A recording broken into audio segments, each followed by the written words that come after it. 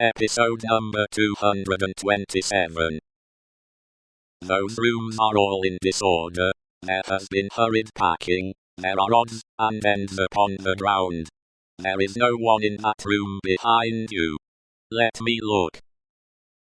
Never, said Miss Pross, who understood the request as perfectly as Madame Defarge understood the answer. If they are not in that room, they are gone, and can be pursued, and brought back, said Madame Defarge to herself. As long as you don't know whether they are in that room, or not, you are uncertain what to do, said Miss Pross to herself. And you shall not know that, if I can prevent your knowing it, and know that, or not know that, you shall not leave here, while I can hold you.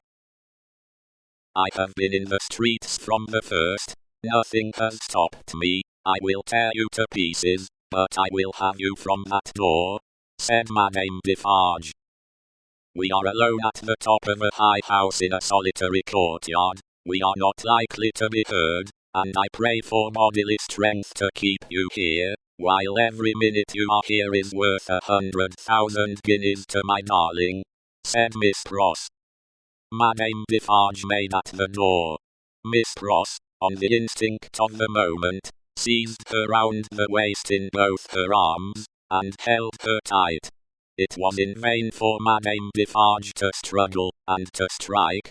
Miss Pross, with the vigorous tenacity of love, always so much stronger than hate, clasped her tight, and even lifted her from the floor in the struggle that they had. The two hands of Madame Defarge buffeted, and tore her face, but Miss Pross, with her head down, held her round the waist, and clung to her with more than the hold of a drowning woman. Soon, Madame Defarge's hands ceased to strike, and felt at her encircled waist. "It is under my arm," said Miss Pross, in smothered tones.